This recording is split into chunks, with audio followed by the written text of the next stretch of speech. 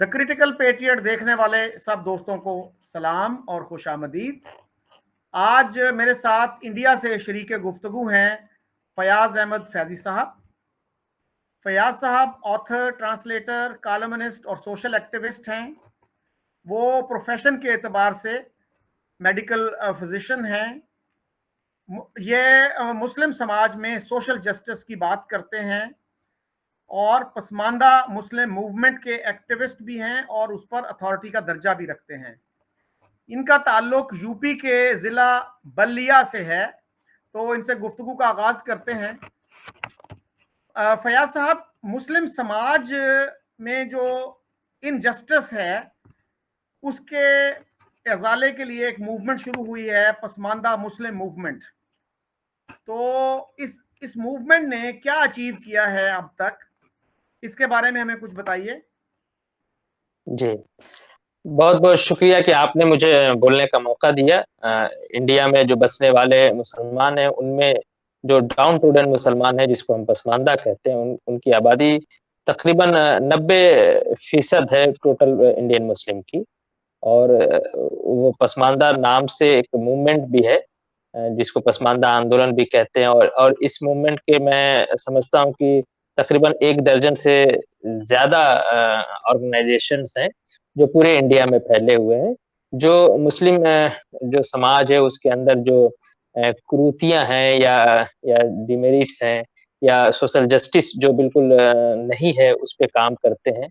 और रिप्रेजेंटेशन हो main stream में, उसके लिए हमारा स्ट्राइव है। तो ये एक इंट्रोडक्शन है। और पसमानदा लफ्ज़ जो है, जो शब्द पसमानदा है, वो उर्दू ज़ुबान का लफ्ज़ है, जिसके माने होता है दोज़ हू लैग बिहाइंड, जो पीछे रह गए हैं। तो उनको आगे लाने की ये हमारी पहल है।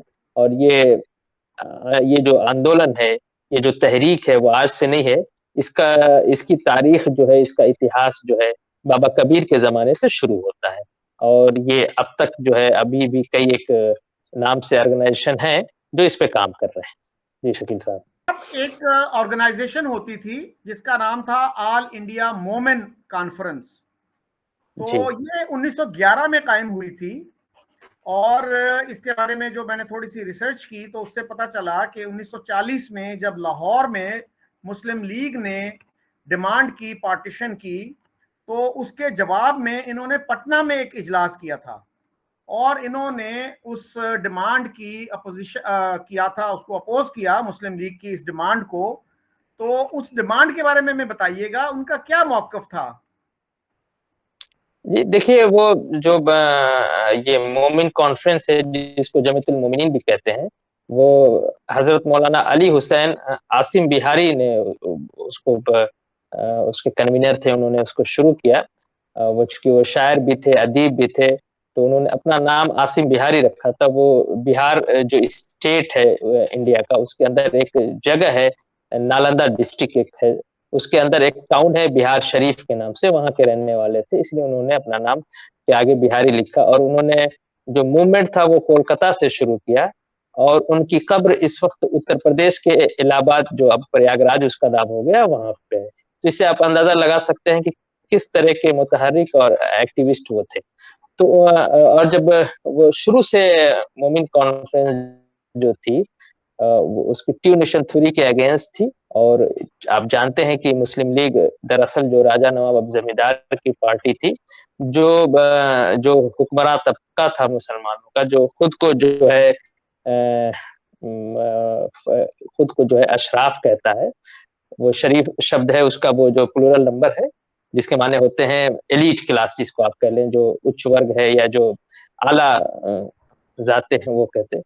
तो वो टू नेशन थ्योरी के अगेंस्ट थे। और आप देखेंगे कि इंडिया में टू नेशन की थ्योरी की जब अपोजिशन की बात होती है, उसकी मुखालफत की बात होती है, तो अशराफ पार्टियों के ही नाम बताए जाते हैं। जमीयतुल उलमा का नाम बताया जाता है, कांग्रेस में मौलाना आजाद का नाम बताया जाता है।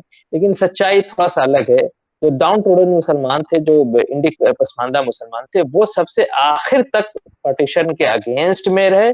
इसलिए सबसे ज्यादा जो उनका मुखालफत थी, मोमिन कॉन्फ्रेंस की तरफ थी। अब मोमिन कॉन्फ्रेंस, इसमें वीवर्स कम्युनिटी के लोग ज्यादा थे, बुनकर जिसे हम कहते हैं। लेकिन इसके अलावा भी और भी जो दिगर जो ऑर्गेनाइजेशन थे, जैसे उसमें जमीयतुल हवारीन था जो धोबी लोगों का था, जो मुस्लिम धोबी जिसे आप कह लीजिए, जमीयतुल राइन था जो सब्जी बेचने वाले जो राई कहते हैं वो थे, जमीयतुल मंसूर था जो कॉटन कैडर्स जो कहलाते हैं जो रुई धुलने काम करते हैं, जितने ये छोटे-छोटे जो लोअर कास्ट मुस्लिम के ऑर्गेनाइजेशन थे, सबने एक साथ मिलके आसिम बिहारी के लीडरशिप में जमीयतुल जो उनका ऑर्गेनाइजेशन था, इंटरनेशनल लेवल का ऑर्गेनाइजेशन था, टू नेशन थ्योरी की मुखालफत किया, पार्टीशन की मुखालफत किया और आखिरी दम तक इवन कम्युनिस्ट जो थे, कम्युनिस्ट पार्टी जो इंडिया में थी, जो कंबाइंड इंडिया था, उन सब ने सपोर्ट कर दिया। कांग्रेस के इजलास में इसको मान लिया गया,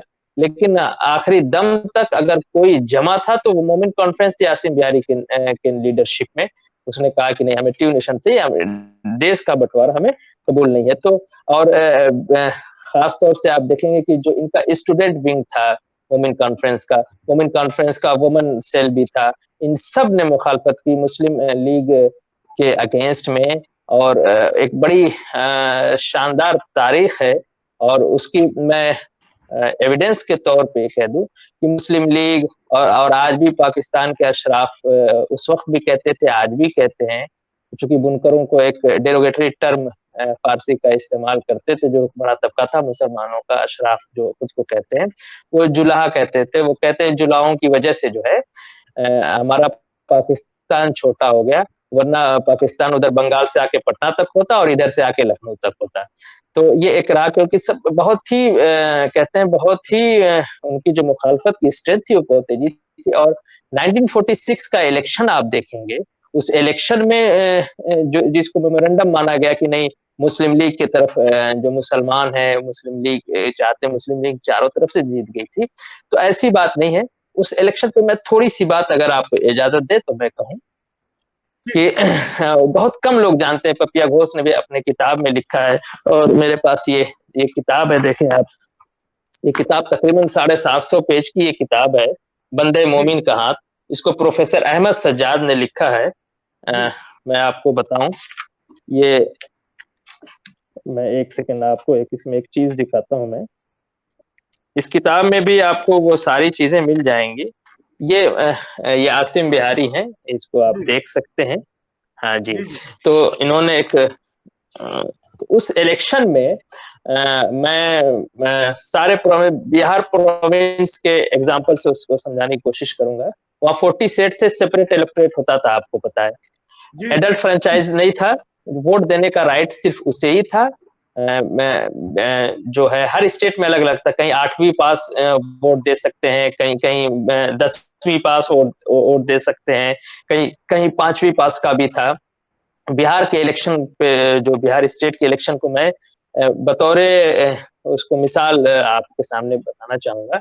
40 सीट थे उस वक्त मुस्लिम सेपरेट इलेक्टोरेट में, और 1946 के इलेक्शन में, 37 के इलेक्शन में तो बड़ा बुरा हाल था, मैं 46 के इलेक्शन की बात करता हूँ।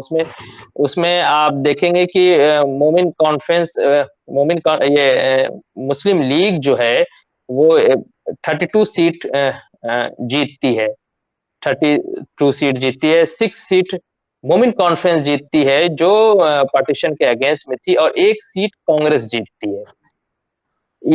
अब देखिए इस पूरा सीट मैट्रिक्स जब आप देखेंगे तो इसमें बड़ी एक जो है इम्पोर्टेंट बात निकल के आती है।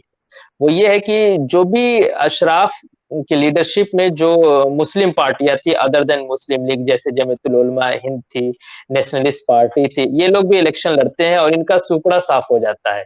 यानी अशराफ जो है, देखिए पसमानदा जो है, डाउन टोडन मुस्लिम है, उसको वोट देने के राइट थे ही नहीं, पढ़े लिखे भी नहीं थे, और वो इतने पैसे वाले भी नहीं। उसमें कुछ ये था कि जो इनकम टैक्स देता है, मालगुजारी देता है, वही वोट दे सकता है। इस लिहाज से आप देखेंगे तो जो हुक्मरान तबका था मुसलमान का अशराफ, वो पैसे वाला भी था और पढ़ा लिखा भी था। तो इस जो उसमें मैक्सिमम लोग आप समझेंगे अशराफ एलिजिबल था वोट देने के लिए, और एक बड़ी आबादी, इसलिए आप देखेंगे तो मैं समझता हूँ 12-13% का एक ओवरऑल इंडिया में निकलता है, बिहार में और कम हो जाता है वो। तो उसके बावजूद भी 6 सीट जीतना और 11 जगह सेकेंड पोल किया था, ये एक बड़ी बात है। ऐसे लोगों की पार्टी जिनका जो है उस तरह से वोट देने के राइट्स नहीं है जैसे उनका राइवल अशराफ मुसलमानों को था, उस तरह से नहीं था, फिर भी वो 6 सीट जीतते हैं, 11 जगह सेकंड पोल करते हैं। और एक बड़ी इंपॉर्टेंट बात आपको बताऊं, कांग्रेस ने जो एक सीट जीती थी वो भी वहां आसिम बिहारी ने अपना कैंडिडेट नहीं दिया था, वहां कांग्रेस को सपोर्ट किया था, तो एक सीट कांग्रेस जीत गई। तो 1946 के इलेक्शन में बात साफ हो गई, जिसको मुसलमान एक बड़ी जो अजीबोगरीब चीज है हमारे यहाँ कि मुस्लिम नाम मुस्लिम कह के ना वो सारी चीज को ढक देते हैं, जबकि मुस्लिम कोई एक मोनोलिथ नहीं है, इसमें भी एकदम जो हुक्मरान तबका है अशराफ और जो डाउन टोडन तबका है जो मेहनत करके रोजी रोटी अपना कमाता है, जैसे बुनकर है, धुनकर है, या जो धोबी है, या जो नट है, मदारी है, कलंदर है, या गोरकन है जो कब्र खोता है, वो मेहनत करके मशक्कत करके जो अपनी लिवलीहुड कमाने वाले लोग थे, अपनी जो रोजी रोटी, वो उनका जो बड़ा एक तबका था, वो जिसको हम पसमानदा कहते हैं, वो बिल्कुल अगेंस्ट था पार्टीशन के। और अशराफ की पार्टियां जो अगेंस्ट थी पार्टीशन के, वो इलेक्शन पूरी तरह से हार जाती। इसका मतलब अशराफ पूरी तरह से पाकिस्तान चाहता था और उसने पाकिस्तान ले भी लिया। एक बड़ा अलमिया है कि उस वक्त जो सरदार पटेल हैं, उन्होंने थोड़ा सा जो पसमानदा मूवमेंट था जमीयतुल मोमिनीन या मोमिन कॉन्फ्रेंस जिसे कहते हैं, उसको सपोर्ट किया था। और उसके बाद उन्होंने जब इंडिया पार्टीशन के बाद जब गवर्नमेंट बनी, तो मौलाना आजाद के जो है मर्जी के खिलाफ जाके उन्होंने अब्दुल कयूम अंसारी और नूर मोहम्मद आपको ये नूर मोहम्मद ये है अब्दुल कयूम अंसारी, ये नूर मोहम्मद, इन दोनों लोगों को जो है जमीयतुल मोमिनीन जो आसिम बिहारी की पार्टी से, तो उनको मिनिस्टर बनाया बिना कांग्रेस का प्लेज शाइन किए। यानी ये कांग्रेस से बाहर रहते हुए कांग्रेस ने जो गवर्नमेंट बनाई थी पार्टीशन के बाद बिहार के अंदर, उसमें मिनिस्टर बने थे। ये एक बड़ी सी तारीख है जी, जिसको अक्सर लोग इग्नोर कर देते हैं। और मुस्लिम कुछ लोग ये कह देते हैं कि सारे मुसलमान जो है, चूंकि मुस्लिम लीग इलेक्शन जीत जाती है तो उसके फेवर में आ गए थे पाकिस्तान में। अगर कहीं उस मुखालफत की बात भी होती है तो अशराफ लोग बात करते हैं कि नहीं, हमारी पार्टी जमीयतुल उलमा हिंद का बड़ा नाम आता है, मौलाना आजाद का बड़ा नाम आता है कि ये लोग साहब थे। तो ये बस कहने की बातें हैं। जो असल लोग जो मुखालिफ में थे ट्यूनिशन थ्योरी के, पार्टीशन के, वो डाउन ट्रोडन और कामगर मुसलमान थे, जिनको हम पसमानदा कहते हैं। जी शकील साहब। जी, हमारे यहाँ तो मोमेंट कॉन्फ्रेंस के बारे में बहुत ही कम लोग जो हैं जानते हैं, और इस पे विकिपीडिया पे एक आर्टिकल है जो मैंने थोड़ी देर पहले पढ़ा, तो उसमें उन्होंने यही कहा था कि जब 40 की करारदाद पास की मुस्लिम लीग ने, तो इन्होंने जो अपना इजलास किया तो उसमें यही कहा था कि पार्टीशन की जो डिमांड है ये रियलिस्टिक नहीं है, प्रैक्टिकल नहीं है, इसलिए कि मुसलमान जो हैं वो इंडिया के कोने कोने में फैले हुए हैं और इस तरह से मुल्क बनाना जो है वो उनके लिए मुफीद नहीं होगा। तो ये बताइएगा फयाज साहब जी जी कि बिल्कुल। इस मूवमेंट के अभी बड़े बड़े लीडर्स कौन से हैं? अली अनवर अंसारी साहब इसके बड़े लीडरों में आते हैं, वो राज्य सभा जो है आपका जो सेनेट है, अपर हाउस है, उसके मेंबर भी रहे हैं। और कौन लीडर्स हैं इस मूवमेंट के? जी जी जी जी जी देखिए, इस वक्त मैं अली अनवर से पहले, मैं अगर आप इजाजत दे तो थोड़ा सा ना एक इसका जो है तारीखी पश मंजर, जिसको ऐतिहासिक पृष्ठभूमि कहते हैं, उस पर मैं थोड़ी सी रोशनी डालूं। देखिए, ये जो कास्टिज्म है मुसलमानों के अंदर, या जो है रेसिज्म है, जिसको नस्लवाद कह लीजिए, इसमें एक दो बड़ी बातें लोग कहते हैं। मैं थोड़ी सी बात कह के उसको कहता हूँ। देखिए, ये एक बड़ी आसानी से एक बात कह दिया जाता है कि चूंकि ये हिंदुओं से कन्वर्ट हुए हैं, इसलिए साहब ये हिंदुओं वाली कास्टिज्म की बुराई ये पसमानदा लोग लेके आए हैं। दूसरा एक ये कहा जाता है आमतौर से, जो अशराफिकल नैरेटिव है इस सब कॉन्टिनेंट में, इंडिया में, पाकिस्तान में, उसमें ये कह दिया जाता है कि हिंदुओं के साथ रहने की वजह से, हिंदुओं की देखा देखी ये कास्टिज्म हमारे अंदर आ गया, वरना हमारे यहाँ इस्लाम में ऐसा कुछ नहीं है, हमारे यहाँ कुछ नहीं है। बड़ी बड़ी बातें डींग फेंकी जाती है। आप देखेंगे कि अरब समाज जो था, अरबों का जो है, एक बड़ी मशहूर किताब है, ये किताब आप देखें जो है, हिंदुस्तान में जात पात और मुसलमान, प्रोफेसर मसूद आलम फलाही की लिखी हुई, उनको प्रेसिडेंशियल अवार्ड भी मिला था हमारे यहाँ। तो उन्होंने इस बात को लिखा है। देखिए, ईरान बाद में मुसलमान होता है, तो ये जो तबका बंदी है, इस सोशल स्ट्रेटिफिकेशन पहले से था। और एक बड़ा सा मैं एग्जांपल दे दूं, जो कुफू का मसला है, वो सारे हिदाया में लिखा हुआ है। हिदाया इंडिया से बाहर लिखी गई किताब है। जितने फ़िक़्ह हैं वो सब इंडिया से बाहर तरतीब किए हैं, कूफ़ा के अंदर, अरब के अंदर। उसमें जो कुफ़्फ़ का है, जो कुफ़्फ़ का प्रिंसिपल है, उसके अंदर आप देखिए कि इनकी शादी उसकी नहीं हो सकती, एक सईद नस्ल का सैयद है तो उसकी एक जो है भंगी से शादी नहीं हो सकती, उसकी मेहतर से शादी नहीं हो सकती। इस तरह की जो कास्ट के अंदर जो बर्थ के आधार पे डिस्क्रिमिनेशन है शादी-ब्याह में और जो पेशों के है 5-6 चीज़ है उसमें, अमीर-गरीब का है, अरबी-अजमी के जो हैं, ये सब जो सोशल स्ट्रैटिफ़िकेशन है इनका ये सब पहले का है, इंडिया से इसका कोई लेना-देना नहीं, ब्राह्मणों से कोई लेना-देना नहीं, हिंदुओं से कोई लेना-देना नहीं। तो एक बड़ा एक मैकेनिज़्म रहा है, चूँकि मुस्लिम समाज को अशराफ ही लीड करता है, तो इसका मैकेनिज़्म रहता है, वो अपने हर बुराई को वो या तो यहूदियों पे डाल देता है या वो हिंदुओं पे डाल देता है कि साहब हम तो दूल्हे-दुल्हन हिंदुओं की वजह से ये प्रॉब्लम है, यहूदियों की वजह से ये प्रॉब्लम है, यहूदियों की साजिश है। अब पसमानदा मूवमेंट जो तहरीक चल रही है इस वक़्त इंडिया में, उसको भी लोग कहते हैं कि साहब आरएसएस इसको सपोर्ट कर रहा है, ये संघी लोग हैं।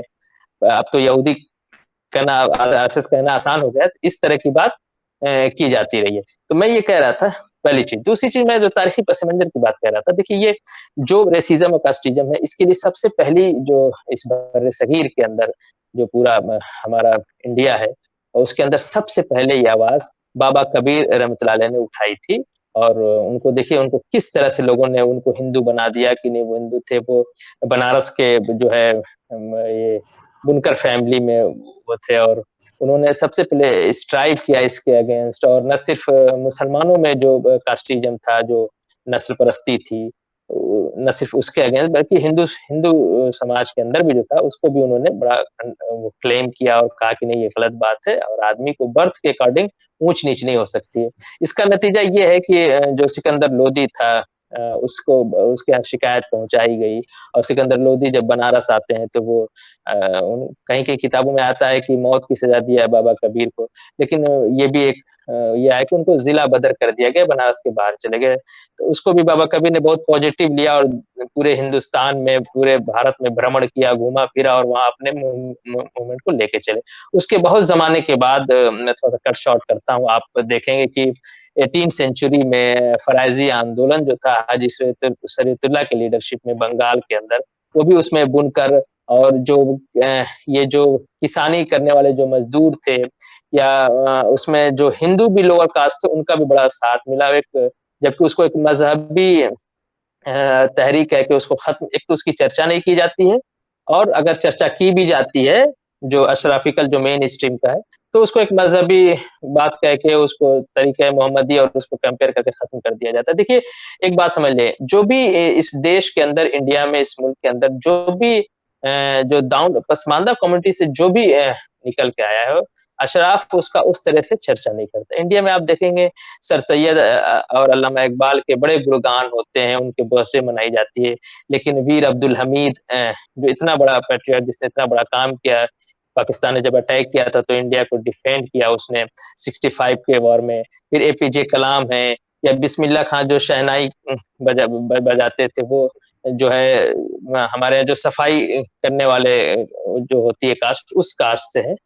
तो इस तरह के लोग तो जिसे इग्नोर करें, आप जानते हैं कि तारीख़ यही लोग लिखते थे, कलम इन्हीं के पास थी, ज़ियाउद्दीन बर्नी और इन लोगों ने कितनी खुराफ़ात लिखी है तारीख़ की किताबों में कि वो जो है मुँह में थूकने तक की बात उन्होंने लिखा है अपने फ़िक़्ह की किताब में। वो जो है कई बादशाहों, कई जो अशराफ बादशाह थे उनके चीफ़ जज रह चुके हैं वो जिसे काज़ी कहते हैं। इस तरह की बातें थी, तो हाजी शरीयतुल्लाह ने उस बात को किया, पूरे बंगाल में उनका एक असर भी था। उसके उसके बाद से आसिम बिहारी आते हैं और आसिम बिहारी आप देखेंगे 1890 में वो है और 1911 जैसा कि आपने अभी बताया, बाज़ाब्ता उनकी उम्र मैं समझता हूँ 20-21 साल की उम्र में उन्होंने इस तहरीक को शुरू किया और वो पैदा बिहार स्टेट में होते हैं।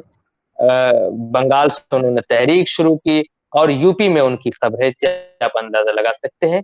वो उसके बाद से पार्टीशन होता है, हमने पार्टीशन का ज़िक्र किया कि टू नेशन थ्योरी के अगेंस्ट में जो पसमानदा मुसलमान थे, उसके बाद से फिर ये थोड़ा-सा मध्यम हो जाता है, चूँकि मोमिन कॉन्फ्रेंस एक बड़ा ऑर्गनाइज़ेशन था, इंटरनेशनल लेवल का ऑर्गनाइज़ेशन था। 1936 में इसके पास 2000 ब्रांचेज़ थी, जो बर्मा में थे, श्रीलंका में थे, नेपाल में थे। आप इसका कॉन्फ्रेंस लाहौर तक और पूरा जो इस वक़्त पाकिस्तान कहलाता है, वहां तक इसके असरात थे। पंजाब में बड़ी इसका ऑर्गेनाइजेशन था।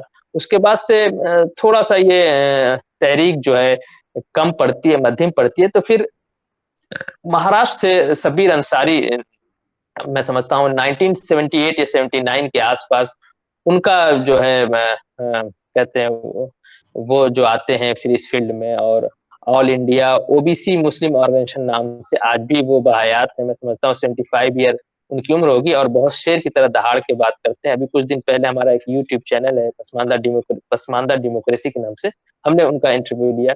वो फिर हमारे यहाँ एक मंडल कमीशन आया था जिसमें जो सामाजिक एतबार से जो लोग सोशियो इकोनॉमिक कंडीशन जिनकी नीची थी उनको रिजर्वेशन देने की बात थी, तो उसमें मुस्लिम कास्ट भी थे। एक बड़ी खूबसूरत चीज मैं आपको बताऊं, जो हमारे इंडिया के सेकुलरिज्म की बड़ी खूबसूरती है कि मंडल कमीशन में एक भी मुस्लिम मेंबर नहीं था। सिर्फ उसमें देखिए, हिंदू मुसलमान की टर्मिनोलॉजी मैं यूज नहीं करना चाहता, लेकिन अगर आप उसमें कहें तो उसमें देखेंगे तो सिर्फ हिंदूज थे। उन्होंने जो है मुस्लिम कास्ट जितने भी थे जो डाउन टोडन थे, सोशियो इकोनॉमिक ग्राउंड पे जो डाउन टोडन थे, उनको भी जगह दिया था। इसीलिए उसका नाम है अदर बैकवर्ड क्लास। तो ओबीसी का रिजर्वेशन उसमें दिलाया। तो ये उस कमीशन को लागू करने के लिए एक बड़ी लड़ाई लड़ी थी हिंदू डाउन टोडन लोगों ने भी, मुस्लिम डाउन टोडन लोगों में। तो उसमें शब्बीर अंसारी का बड़ा नाम है। तो उन्होंने इस चीज को लागू कराने के लिए एक आप दिल्ली में एक प्रोटेस्ट किया। उसमें 30,000 के आसपास लोग इकट्ठा हुए थे। और ये सिर्फ उस हिस्ट्री को दोहराई गई जो 1942 में आसिम बिहारी के ईमा पे पार्लियामेंट के सामने 40,000 लोगों ने पार्टीशन के मुखालफत में, उनके विरोध में भीड़ इकट्ठी हुई थी 40,000 के आसपास। उसी को ये हिस्ट्री ने इटसेल्फ उसको वो किया। उसके बाद मंडल कमीशन लागू होता है। फिर 90s अर्ली 1990 जो 90 डिकेज है आपका 91 या 92 के आसपास जो है 90s में ये बिहार से एजाज अली, डॉक्टर एजाज अली जो सर्जन हैं आज भी वो बहयात थे, उन्होंने वो जो है बैकवर्ड मुस्लिम मोर्चा बना के काम शुरू किया। अब वो यूनाइटेड मुस्लिम मोर्चा के नाम से आज भी वो काम कर रहे हैं। वो इंडिया के जो अपर हाउस है उसमें जो मेंबर भी रहे हैं, जिसको हम राज्यसभा कहते हैं। हमारे राज्यसभा और लोकसभा होती है। तो उसके बाद फिर लेट 90s 96 97 के आसपास जो है अली अनवर आते हैं। उनकी एक बड़ी किताब है, मैं आपको दिखा दूं। ये किताब पाकिस्तान में भी आपको मिल जाएगी, मसावात की जंग, उर्दू में भी आपको मिल जाएगी, इंग्लिश में भी ट्रांसलेटेड है ये। तो उन्होंने उसको, तो ये पसमानदा जो नाम है, जो टर्म है, ये सबसे पहले अली अनवर अब्दुल रऊफ अंसारी और कुछ जो पसमानदा मूवमेंट के लोगों की यहाँ मीटिंग हुई थी बिहार के अंदर। मैं समझता हूँ शायद वो शहर सीवान था, अगर मुझे सही से याद आ रहा है। वहाँ बाज़ाब्ता इसका ये इस्तिलाह इजाद हुई और जब से ये पसमानदा नाम से ही चल रहा है। उससे पहले जमात उल-मोमिनीन नाम फिर हमने बाबा कबीर से शुरू किया। एक शॉर्ट में इसकी एक तारीख है और आज भी जो सबसे बड़ा ऑर्गेनाइजेशन है वो पसमानदा मुस्लिम महाज के नाम से है। पसमानदा मुस्लिम मोर्चा है, पसमानदा फ्रंट है और जो है कई इस तरह के नाम से मैं समझता हूँ 1 दर्जन से ज़्यादा उसके ऑर्गेनाइजेशन है जो काम कर रहे हैं। और इस वक़्त अली अनवर खुद हैं, एजाज अली साहब हैं, वक़ार साहब मेहनत कर रहे हैं, जो सचिव हैं पसमानदा महाज के। हाजी निसार साहब बहुत ही सीनियर एक्टिविस्ट हैं जो क्या वाइस प्रेसिडेंट हैं जो पसमानदा मुस्लिम महाज के। और फिर हम जैसे कुछ लोग हैं, हमारा यूट्यूब चैनल है पसमानदा डेमोक्रेसी नाम से, इसी नाम से पसमानदा डेमोक्रेसी नाम से न्यूज़ पोर्टल भी है हमारा, ऑनलाइन पोर्टल, उसपे भी बहुत से आर्टिकल आपको मिल जाएँगे। तो एक कदम हमारे छोटे हैं, लेकिन हिम्मत, हौसला, इरादे हमारे बड़े। जी, एक छोटा-सा मैंने ये तारीखी पस मंज़र बताने की कोशिश किया। जी, शकील अच्छा चौधरी साहब। फयाज साहब ये, हाँ जी, फयाज साहब ये बताइएगा कि इंडिया के जो दलित हैं, हिंदू दलित जो हैं, वो तो काफी उनको रिजर्वेशंस मिली, काफी वो तरक्की भी कर गए, यानी प्रेसिडेंट भी हो गए। और अभी जो प्रेसिडेंट है इंडिया के वो भी गालिबन दलित हैं और चीफ मिनिस्टर दलित रहे हैं, फेडरल मिनिस्टर्स दलित रहे हैं।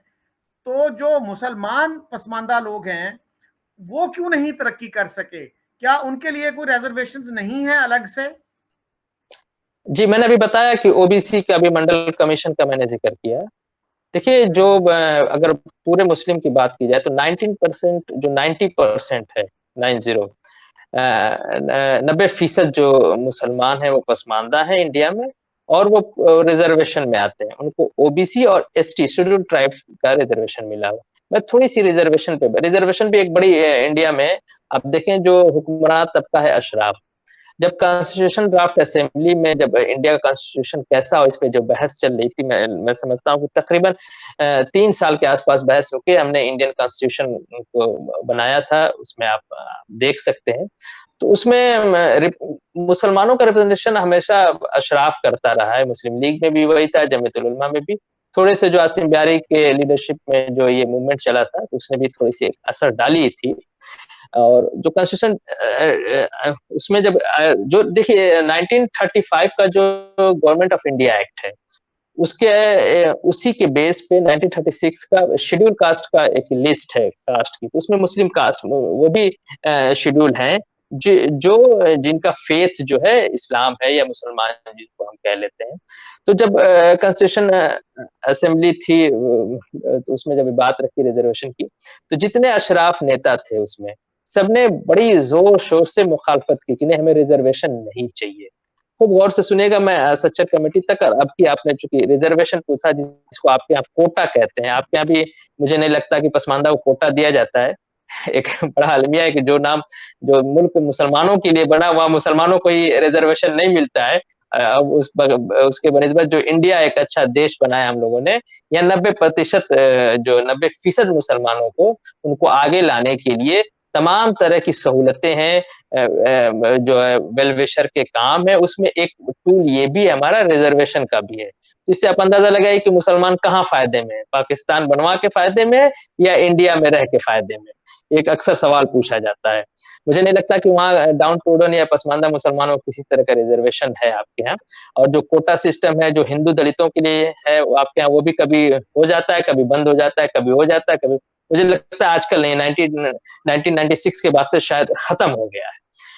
बहरहाल तो मैं ये कह रहा था कि इन लोगों ने बड़ी जोर शोर से मुखालफत की और बड़ा खराब अल्फाज में जो रिजर्वेशन की पॉलिसी थी कि कुत्ते की हड्डी है, भीख है, मुसलमान ये कौम है, वो कौम हम हमारी कौम है, हम भीख नहीं ले सकते। इन लोगों ने मुखालफत किया रिजर्वेशन की और उसका नतीजा ये हुआ कि फिर वो जो मुसलमानों को जो शेड्यूल कास्ट का रिजर्वेशन मिल रहा था वो खत्म हो गया। मौलाना आजाद और ये मौलाना आजाद के जो भाई के पोते हैं, फिरोज बख्त शायद उनका नाम है, ऐसा कुछ नाम है, जो हमारे यहाँ एक यूनिवर्सिटी है उसमें वीसी भी रह चुके हैं।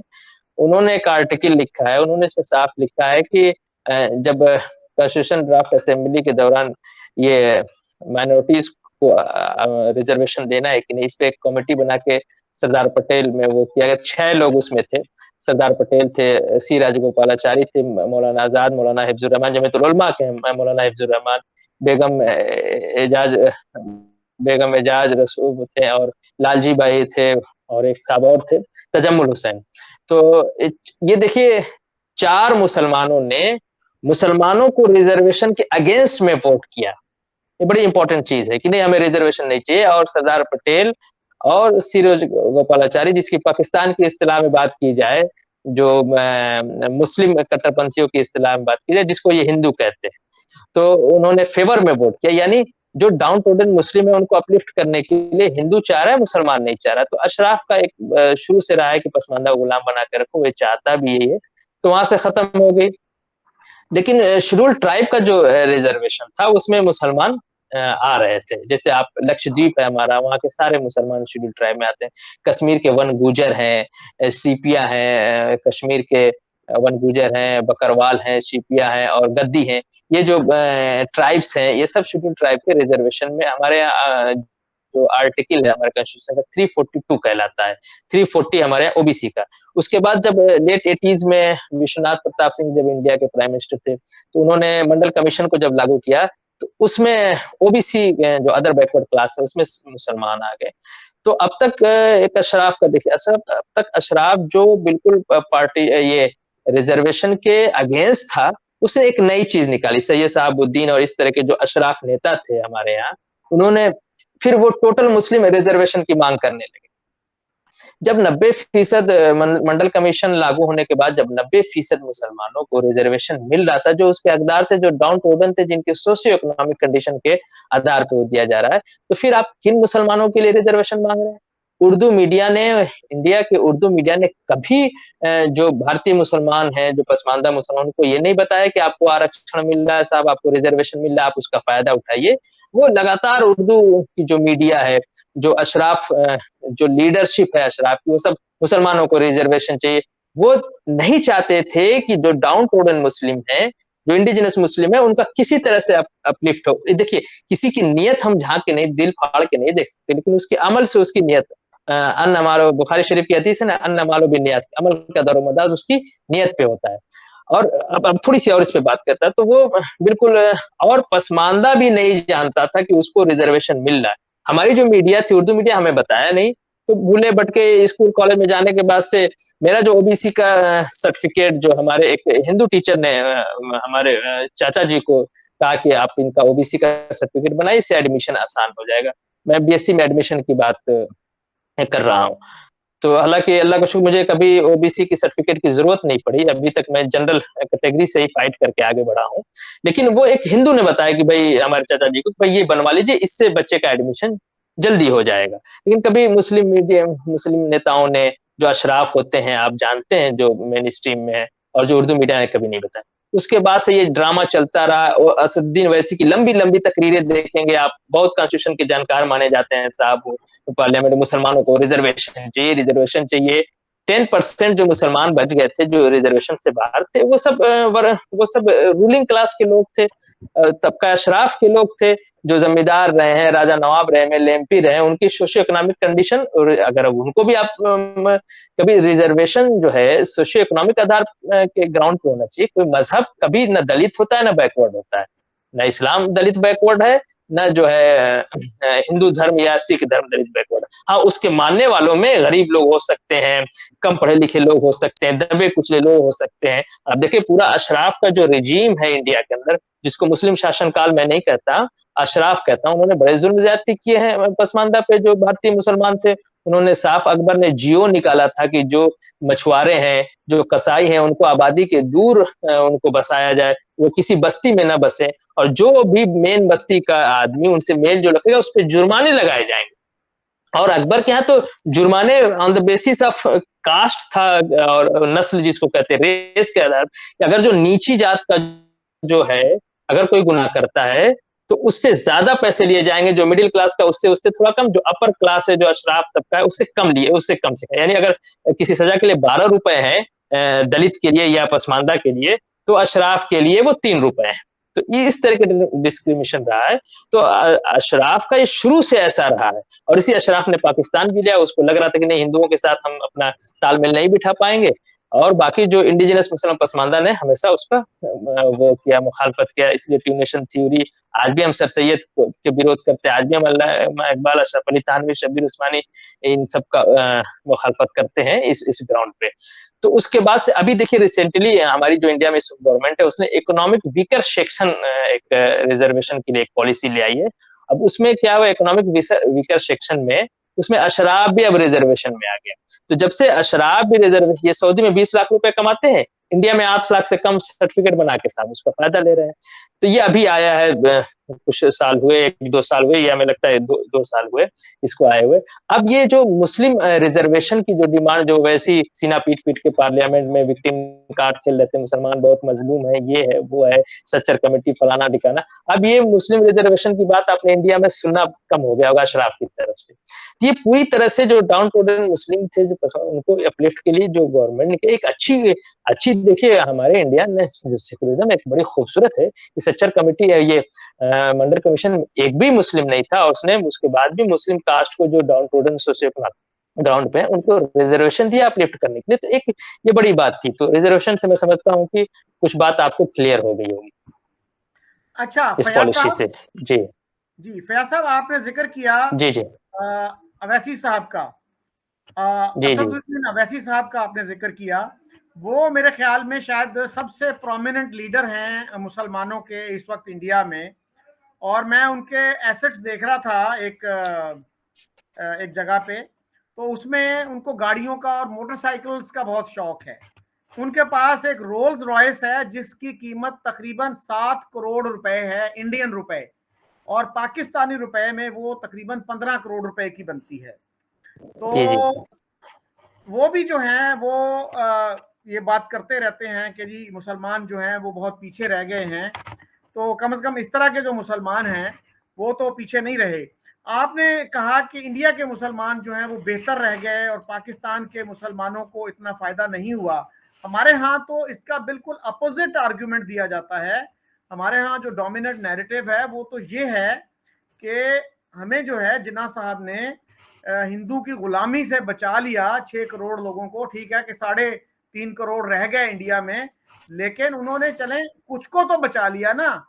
वो जो इंडिया में मुसलमान हैं वो तो बहुत ही ओप्रेस्ड हैं, उन पे बहुत जुल्म सितम होता है। और खास तौर पे जब से नरेंद्र मोदी आए हैं उनकी जिंदगी तो अजीरन हो चुकी है। आप क्या कहेंगे इस आर्ग्यूमेंट के बारे में? नहीं देखिए, ये बिल्कुल फालतू बातें हैं। मुझे लगता है ये लोग पढ़ते लिखते नहीं हैं, या अगर पढ़ते लिखते हैं भी तो इस बात को जानबूझ के एक नैरेटिव सेट की जाती है। देखिए, पूरी मुस्लिम लीग की पॉलिटिक्स जो थी, ट्यूनिशन थ्योरी और इसी सब झूठ पे थी। मोहम्मद अली साहब जो आपके यहाँ थे, जो आपके फाउंडर माने जाते हैं, मैं जिन्ना से ज़्यादा उनको मोहम्मद अली कहना पसंद करता हूँ। मोहम्मद और अली दोनों नाम आप थोड़ा-सा उस पे गौर करिएगा। पूरा मुस्लिम कार्ड खेला इन लोगों ने। और वैसी के बारे में मैं आपको बता दूं, वैसी फिर के बाद पे फिर ये इसका इसका मैं जवाब देता हूँ। देखिए, वैसी मुस्लिम कम्युनल पॉलिटिक्स करते हैं वो, मुस्लिम फिरका परस्त पार्टी भी है उनकी, और वो मुसलमानों के नेता भी नहीं है। मैं प्रोमिनेंट नेता जो आपके यहाँ एक तस्वर जा रहा है, वो बिल्कुल भी नहीं है। वो हैदराबाद एक शहर है, एक हैदराबाद आपके यहाँ, एक हैदराबाद हमारे, उसमें भी जो हैदराबाद की ओल्ड सिटी है वहां पे इनका थोड़ा सा असर है। ये बात अलग है कि मीडिया उसको जो है दूल्हा बना के घुमा रही है। वो हमारे एक एक्टिविस्ट हैं सगीर बज़मी साहब, वो कहते हैं मीडिया के दूल्हे भाई हैं ये। आप समझ रहे हैं, बहनों ही कहते हैं दूल्हे भाई को। तो वो साहब जो चीख-चीख के शेरवानी पहन के वो ये सब काम कर रहे हैं, वो असल में हम मैं अक्सर कहता हूँ कि वो एमआईएम उनके पार्टी का नाम है, ऑल इंडिया मजलिस इत्तेहादुल मुस्लिमीन। उसको मैं कहता हूँ कि इत्तेहादुल मुस्लिमीन नहीं, इत्तेहादुल अशरफीन है वो, अशराफ की। उनकी पार्टी में कोई भी इंडियन मुस्लिम आपको नहीं मिलेगा। ये सब अपने को विदेशी मुसलमान कहते हैं कि साहब हम अरब से आए हैं, हम फलाने की नस्ल के हैं, हम अल्लाह के रसूल के घर वाले हैं, हम जो उमर फारूक के खानदान के हैं, हम ईरानी नस्ल के हैं, हम साहब तुर्की नस्ल के हैं, और बड़ा औरा दिखाते हैं। और जो इंडिजिनस मुस्लिम है, जो कन्वर्टेड मुस्लिम है, उनकी पार्टी में कोई जगह नहीं है। वो सिर्फ हैदराबाद की ओल्ड सिटी में एक सीट जीत जाते हैं एमपी की, और 3-4 विधायक जीता है। वो पूरे तेलंगाना, वो जो स्टेट है, या पहले आंध्र प्रदेश था, उस पूरे स्टेट में भी वो इलेक्शन नहीं लड़ते हैं। यूपी में 100 सीट लड़ने की बात कर रहे हैं। वो स्टेट की छोड़ दी, जो म्युनिसिपल कॉर्पोरेशन का इलेक्शन होता है हैदराबाद ओल्ड सिटी का, जो ग्रेटर म्युनिसिपल कॉर्पोरेशन, उसमें भी पूरी सीट नहीं लड़ते हैं। तो वो उनको इस तरह से वो मुस्लिम कम्युनल पॉलिटिक्स करते हैं। मेरा एक स्टेटमेंट है कि ऑल इंडिया मजलिस इत्तेहादुल मुस्लिमीन जो है, वो मुस्लिम लीग पार्ट 2 है, और वैसी जो है जिन्ना पार्ट 2 है। 3 की मुस्लिम, अच्छा, ये जो ऑल इंडिया मजलिस इत्तेहादुल मुस्लिमीन है, इनका पूरा तारीख है पाकिस्तान सपोर्ट का, ट्यूनिशन थ्योरी का। इन लोगों ने हैदराबाद रियासत को एक साथ लाने के लिए, कासिम साहब का आपने नाम सुना होगा, जो इससे पहले इसके जो सदर थे इनके दादा से पहले। उसके बाद जब पार्टीशन कासिम रिजवी। हाँ जी, कासिम रिजवी। और उन्होंने रज़ाकार एक तंजीम बनाई थी, सारे पसमानदा मुसलमान उसमें ज़्यादा, तो उनको मरवा दिया, ऑपरेशन पोलो आपको याद होगा। ये बड़ी तो वो करके उसके बाद उसी एमआईएम का है, या इनके दादा करते हैं, फिर इनके इनके फादर जो है। अच्छा, देखिए, मुसलमानों में जो हम बात कर रहे थे ना, जो जो जस्टिस का कैरेक्टर है ना, वो मुस्लिम समाज में नहीं, स्पेशली जो अशराफ के अंदर ना जस्टिस का कैरेक्टर नहीं होता है। ये इनजस्टिस लोग हैं। आप देखेंगे इनके दादा सदर थे, जब तक वो जिंदा थे वो सदर थे, फिर इनके इनके फादर थे, वो जब तक जिंदा थे सदर थे, अब ये है। तो इंडिया में भी जो, पाकिस्तान में तो और बुरा हाल है। पाकिस्तान, इंडिया में तो फिर भी कॉन्स्टिट्यूशन है हमारा। यहाँ मंडल कमीशन में ओबीसी का रिजर्वेशन देना पड़ता है, और भी जो पब्लिक वेलफेयर के फायदे गवर्नमेंट ऑफ इंडिया चला रही। इसीलिए हमने आर्टिकल 370 जो कश्मीर को वो रद्द किया गया, हम पसमानदा मूवमेंट उसके फेवर में था, क्योंकि उसके रद्द होने से उसको एक, अगर वो यूपी की तरह या एमपी की तरह स्टेट बनता है, राजस्थान की तरह, तो उसमें जो इंडिजिनस मुस्लिम है, जो पसमानदा है, उनको ज्यादा हक हुकूक मिलेंगे, उनके ज्यादा अपलिफ्टमेंट होने के चांस है। ऐसे तो पूरा अशरफवाद चलता है, अभी भी देखिए उस तरह की बात। तो वो हमारे जो बन गुजर हैं, बकरवाल हैं, जो ट्राइब्स हैं, उनको फायदा मिलता है। आप देखें, जो एक बात आप कह रहे थे, ये उसकी बात हो गई वैसी की जो मुस्लिम हम जो हमारी पसमानदा जो तहरीक है, हम मुस्लिम डिस्कोर्स जो है उसके अगेंस्ट है, हम किसी भी मुस्लिम माइनॉरिटी पार्टी के अगेंस्ट है, हम दोबारा इस तरह की कोई खुराफात नहीं चाह, और हम आज से नहीं अगेंस्ट है, हम उस जमाने से अगेंस्ट है आसिम बिहारी की लीडरशिप में ट्यूनिशन थ्योरी की। और 1948 में हमने आपको ये एक इनकी फोटो दिखाई है, नूर मोहम्मद साहब जमीयतुल मोमिनीन के थे, और 1948 में जब मौलाना आजाद घूम घूम के मुस्लिम ऑर्गेनाइजेशन में तकरीर कर रहे थे, तो नूर मोहम्मद साहब ने साफ कर दिया कि हम कोई भी मुस्लिम नाम की पार्टी नहीं चाहते, हम इंडिया में जो पार्टियां हैं इस वक्त कांग्रेस थी, उन्हीं के साथ मिलके हम अपने अपने को अपलिफ्ट करेंगे, हम मुस्लिम नाम से। इस वक्त हमारा बड़ा स्ट्रांग स्टैंड है पसमानदा मूवमेंट का, जितने भी ऑर्गेनाइजेशन है, कि हम कोई भी माइनॉरिटी की पार्टी नहीं। अच्छा, माइनॉरिटी की पार्टी कहीं नहीं होती है, यूरोप में आप देख लें, अमेरिका में देख लें, माइनॉरिटी की अपनी अलग, ये खुराफात अशराफ ने पैदा किया इस देश के अंदर कि हमें अलग चाहिए। जब इनका जो डाउनफॉल होता है मुगलों का, जब अशराफ के जो इनका जो हुकूमत का जो डाउनफॉल होता है अंग्रेजों के, ब्रिटिशर्स के आने के बाद, तो ये मुस्लिम कम्युनिज्म का पूरा खेल खेलते हैं, फिर कुरान ला के पढ़ाने लगते। उससे पहले कुरान नहीं पढ़ाते थे पसमानदा को, फिर कुरान भी पढ़ाया तो सिर्फ तोते की तरह, अली मीम साकिन आम, हम जानते ही नहीं है। इस तरह का एजुकेशन सिस्टम आप दुनिया में कहीं देखें? जिस मजहब की शुरुआत इकरा से है, इकरा का मतलब पढ़ो से होता है, उसने कुरान ऐसा पढ़ाया 700-800 साल की हुकूमत में कि साहब मैं डॉक्टर हूँ, कुरान पढ़ के समझ नहीं पाता। ये एजुकेशन, तो ये इनके अमल से इनके जो है कैरेक्टर, इनकी जो है नीयत साफ पता चलती है। और बहुत ही इनजस्टिस लोग हैं, चाहे वो इंडिया में रह गए अशराफ। एक और पार्टीशन की बात बता दूं, इंडिया में जो अशराफ बच गए पार्टीशन के बाद, मुस्लिम लीगी जो बच गए ना, उन सबको हमारे मौलाना आजाद का यही कंट्रीब्यूशन है कि जितने अशराफ बच गए थे मुस्लिम लीगी, उन सबको गांधी टोपी पहना पहना के इन्होंने कांग्रेसी बना के उनको एमएलए एमपी और वो कहते हैं हुकूमत में भागीदार बनाया। ये बड़ा तो वो बैलेंस बना के चलते हैं अशराफ। इंडिया में भी आप देखेंगे पार्टीशन के अगेंस्ट की भी बात होती है, सारे अशराफ लीडर्स के नाम आते हैं। इवन इंडियन राइटर्स भी लिखते हैं तो वो मोमिन कॉन्फ्रेंस और उसको उस तरह से क्रेडिट नहीं देते हैं जिस तरह से उन लोगों ने स्ट्राइव किया था। आपका जो दूसरा सवाल था कि यहाँ मुसलमानों की क्या हालत है, तो आप देखेंगे जो 90% मुस्लिम हैं, जो सोशियो इकोनॉमिक कंडीशन जिनकी खराब है, उनको गवर्नमेंट अपलिफ्ट करने के लिए हिंदुओं के जो सोशियो इकोनॉमिक ग्राउंड पे जो नीचे रह गए, पीछे रह गए लोग हैं, उनके साथ उनको जगह दिया है।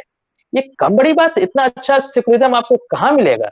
इवन आप अपने से कंपेयर कर लो, आपके यहाँ जो है पाकिस्तान बना है, वहां क्या कभी एक जो है भंगी मुसलमान भारत निशाने पाकिस्तान पा सकता है? जो है बिस्मिल्लाह खान साहब को जो है भारत रत्न दिया गया है। एपीजे अब्दुल कलाम जो मछुआरा कम्युनिटी से आते हैं, मच्छीमार जिसको आप कह लीजिए, माहीवाल कह लीजिए, वो जो है प्राइम प्रेसिडेंट हमारे यहाँ बनते हैं। और न्यूक्लियर पूरा आप देखेंगे डिफेंस के लिए इतना बड़ा काम किया, उनको भी हमारे यहाँ भारत रत्न दिया गया है। इस तरह का कोई एग्जाम्पल आप दे सकते हैं? आप देखिए, असल में मुसलमानों के लिए बना ही नहीं पाकिस्तान। पाकिस्तान अशराफ ने जो उनके ब्रिटिशर्स के आने के बाद जो डाउनफॉल हो रहा था, उनको लगा कि पहले हम इंडिया में रहते, पाकिस्तान के शुरू में बांटने की नहीं थी, लैंड बांटने की उनकी कॉन्सेप्ट नहीं था, ये बाद में आया। उनको लगा कि नहीं, ये हिंदू डोमिनेंट हो जाएंगे, पढ़ लिख गए हैं, और तो फिर हमें अलग ही चाहिए, तो उन्होंने बना। इसलिए आप देखेंगे वहां पसमानदा की हालत और खराब। आप कोई बुनकर, आप कोई मुसल्ली, आप कोई मेहतर, या आप कोई धोबी, या और भी इस तरह की जो कास्ट है, जो वर्किंग क्लास है पाकिस्तान का, उसमें कोई आप मुझे नहीं लगता कि पुलिस कांस्टेबल भी बनता होगा, या किसी गवर्नमेंट अदारे में कोई चपरासी भी आपको मिल जाए। एमएलए एमपी और गवर्नमेंट में और बड़ा सा डॉक्टर, बड़ा सा इंजीनियर बनना तो बड़ा मुश्किल है। हमारे यहाँ एजुकेशन में हमको रिजर्वेशन मिला है, हम आसानी से 25% का रिजर्वेशन मिला है। एसटी शेड्यूल ट्राइब में हमें मिला है। इवन जो है कई एक सीट रिजर्व है एमएलए एमपी की, उसमें हम वहाँ इलेक्शन फाइट कर जाते हैं, अपर क्लास वहां नहीं लड़ सकता है। इस तरह की जो देखिए सोशल जस्टिस जितना अच्छा इंडिया में है ना, पाकिस्तान तस्वर नहीं कर सकता। उनके हाथ पैर कांपने लगेंगे। आपके यहाँ जो नीति निर्धारक लोग हैं, जो स्ट्रेटजी बनाते हैं, जो कानून बनाते हैं, वो सोच भी नहीं सकते। उसकी वजह है कि वो सिर्फ जो तबका अशराफ है उसके लिए वो कंट्री बनी। मेरे फादर कहा करते थे, Pakistan is a failed state. Pakistan बिल्कुल फेल स्टेट है। जब वो सारे नेटिव, सारे लोग, जो सारे सिटीजन की अगर बात करेंगे, लेकिन अगर आप तबका अशराफ का देखेंगे तो दुनिया में सबसे ज्यादा मजे में तबका अशराफ पाकिस्तान के अंदर है। तो कंपेयर का तो कोई सवाल ही नहीं होता है। हमने बहुत काम किया है, और हम देखिए यहाँ पे हमको बहुत सी चीजें मिल रही हैं। अभी प्रधानमंत्री नरेंद्र मोदी के जो घर बनाने की आई थी कि कुछ फाइनेंशियल मदद करके गरीब लोगों के घर बनाए जा रहे हैं, उसमें सारे मुसलमान जो उसके हकदार हैं उनके घर बन रहे हैं। मैं अपने मोहल्ले में देख रहा हूँ। हमें तो नहीं लगता कि पाकिस्तान गवर्नमेंट ने कभी किसी बुनकर के, धुनकर के, धोबी के, मेहतर के, बंगी के, मुसल्ली के घर बनाने की कोई स्कीम लाई होगी। तो ये देखिए, वो टू नेशन थ्योरी पे जो इन लोगों ने देश को बाँट लिया अशराफ ने, तो वहाँ के जो मुस्लिम हैं, जो कामगार मुस्लिम हैं, जो कमज़ोर मुसलमान हैं, जो सोशियो इकोनॉमिक ग्राउंड पे जो नीचे मुसलमान हैं, उनको धोखे में रखने के लिए इस तरह की नैरेटिव सेट किया जाता है कि पाकिस्तान भी इसी आधार पे बनाया था इन लोगों ने कि इंडिया में हिंदुओं के गुलाम हो जाओगे, ये हो जाओगे, वो हो जाओगे, ये आ जाएगा। जो फ्यूचर उस वक़्त मुस्लिम लीग ने बताया था, वही वो फ्यूचर आज दिखाया जाता है। वो हमारी फटी टोपी दिखाते हैं वहाँ पे। तो ऐसी बात बिल्कुल भी नहीं है। हमारे यहाँ जो अपलिफ्टमेंट का काम है, अमीरी-गरीबी हर जगह है। आप देखते हैं कि अंग्रेज़ों के आने के बाद से कैसे हमने धीरे-धीरे आगे बढ़ा के बहुत सी प्रॉब्लम अभी हम फेस भी कर रहे हैं। लेकिन हम अपनी बुराइयों को कम करते हैं, आगे बढ़ रहे हैं और थोड़ा-सा मैं मुस्लिम समाज जो इंडिया के अंदर है, हिंदू समाज तो बहुत प्रोग्रेसिव है हमारा। 100 साल के अंदर आप देखेंगे 100 ईयर में हिंदू समाज ने बहुत से जो अपने अंदर सुधार किए। लेकिन इंडिया का मुस्लिम समाज उस तरह से सुधार नहीं कर पाया। अगर इंडिया के मुस्लिम समाज में कुछ बहुत भी थोड़ी बहुत सुधार है, तो वो इंडियन कॉन्स्टिट्यूशन की वजह से और यहाँ की जो गवर्नमेंट बनती रही, सेक्युलर गवर्नमेंट बनती रही, उसकी वजह से। मैं हमेशा एक स्टेटमेंट है मेरा, मैं आपसे कह दूँ, आप इसको टैग लाइन के तौर पे वहाँ अपने मुल्क में, पाकिस्तान में ज़रूर चलाइएगा कि देखिए जो पसमानदा हमारा है, वो अगर हिंदुओं के इलाके में रहने वाला पसमानदा पसमानदा की कंडीशन ओवरऑल खराब है, आप सच्चर कमेटी की रिपोर्ट से भी देख सकते हैं। हमारा उस तरह से अपलिफ्टमेंट नहीं है जिस तरह से मेन स्ट्रीम में अशराफ का है। तो जो हिंदुओं के इलाके में जो पसमानदा रहता है, वो उसकी कंडीशन अशराफ के इलाके में या अशराफ तो ऐसी तादाद में कम है, लेकिन उनका जो डोमिनेंट इलाका है, जहाँ से वो एमएलए, एमपी है या जहाँ से राजा नवाब जमींदार रहे, अभी भी उनका असर रसूख है, वहाँ के पसमानदा कंपेयर में हिंदू के इलाके में रहने वाला पसमानदा ज़्यादा प्रोग्रेसिव है, ज़्यादा पढ़ा लिखा है और ज़्यादा अच्छी सोच का भी है। और वहाँ जब आप जाएँगे जो अशराफ के असर वाले इलाके हैं, असर रसूख वाले, वहाँ का पसमानदा बिल्कुल मानसिक रूप से ज़हनी गुलाम मिलेगा कि और नहीं वो अशराफ के पूरी तरह धोखे में है। तो इससे पता चलता है कि हम किस तरह जो है हम हमारा जो है अपलिफ्टमेंट है और उसको दबा कौन रहा है। जो है इस पे एक बहस भी हुई थी आपके पाकिस्तान के इश्तियाक आलम प्रोफ़ेसर इश्तियाक साहब हैं, विभूतिनाथ साहब के इंडिया में एक सत्य हिंदी चैनल उस पे हमने इस बात को रखा भी था। तो ये इस तरह की झूठ गढ़ के वो टू नेशन थ्योरी को मजबूत किया जाता है, एक यूटोपिया में खुशफ़हमी में रखने वाली बात है ताकि उनको ये ना लगे पार्टीशन गलत हुआ था या वो अपनी रोज़ी-रोज़गार की बात ना करने लगे। उनको क्या नाम है साहब जो है उनको जो है फटा कुर्ते की अपनी बात न करने लगे गवर्नमेंट से, पाकिस्तान गवर्नमेंट से जो अशराफ तबका है उससे, तो उसको दिखाते हैं कि देखो भाई इंडिया में तो पजामा नहीं पहन मिल रहा है मुसलमानों को पहनने के लिए, कम से कम हमने तुमको फटा कुर्ता तो दे रखा है। तो सारी उनकी जो अपलिफ्ट की बात होती है, जो डाउन ट्रोडन लोग हैं, उनकी जो अपलिफ्ट की बात है, उनकी रोज़ी-रोटी की बात है, जो उनकी हेल्थ की बात है या एजुकेशन की बात, उसको दबाने के लिए कि इंडिया में मुसलमान मारे जा रहे हैं। इंडिया में मुसलमान कोई एक चीज़ थोड़ी है। यहाँ एक हुकूमत करने वाला तबका है जो अपने को विदेशी कहता है अशराफ और जो डाउन ट्रोडन लोग हैं, जो कामगार लोग हैं, मेहनत करके काम कमाने वाले पसमानदा समाज है, वो पाकिस्तान में भी है। वो अलग-अलग है हर चीज़, नस्ल के बुनियाद पे, जात की बुनियाद पे समाज बँटा हुआ है। उसी हिसाब से आप अगर कोई मुसलमान तो उसे कहते हैं जो इस्लाम को मानता है। हालाँकि एक अलग बात है कि अशराफ हमें मुसलमान नहीं समझता है।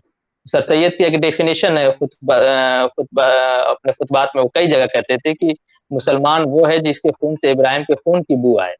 तो उस हिसाब से तो हम तो गया प्रसाद, श्यामा प्रसाद, शंकर और गणेश की खुशबू आएगी हमारे खून से, है ना? हमारे कहाँ से, हम तो अरब हैं नहीं कि इब्राहिम अलैहिस्सलाम का खून ले आएँगे कहीं से। तो इस तरह का नैरेटिव अशराफ का रहा है और खूब मज़े में पाकिस्तान में भी है।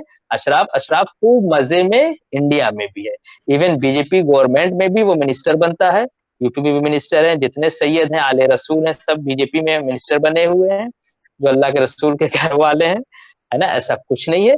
लेकिन जो कमज़ोर है, वो यहाँ भी कमज़ोर है, वहाँ भी कमज़ोर है। लेकिन यहाँ जो मुसलमानों में कमज़ोर है, उनको हिंदू आप कह लीजिए, हिंदू सरकार कह लीजिए, एकदम बिल्कुल पाकिस्तानी इस्तिलाह में मैं आपको बता दूँ, जो हिंदू सरकारें हैं, जो कांग्रेस से लेके और भाजपा तक, उन हिंदू सरकारों की वजह से जो डाउन टोडन मुसलमान हैं, उनकी कुछ न कुछ कंडीशन अच्छी हो रही है, उनके लिए स्कीमें हैं, प्रोग्राम है, हमने रिज़र्वेशन की बात की, हमने घर बनाने की बात की, शौचालय जो हमारे यहाँ एक बना था, वो जो वॉशरूम बनाने की जो बात थी, उस सब में जो मुसलमान थे, या गैस कनेक्शन बंटने की बात थी।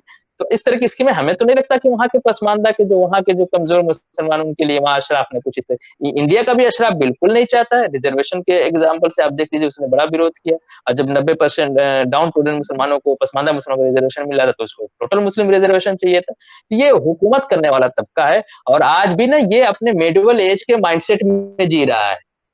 चाहे वो पाकिस्तान में हो, इंडिया में, इसको आज भी लगता है। अब अफ़गानिस्तान में देख लीजिए, यही देवबंद माइथोलॉजी के लोग हैं वहाँ पे। वो अफ़गानिस्तान में उनको मौका मिला है, तो साहब शरिया ले आएँगे, मेडिवल शरिया के नाम पे तो वो मेडिवल एज वाले हुकूमत है, हाथ काट दो, पैर काट दो और संसार कर दो, और साहब पर्दे में कर दो।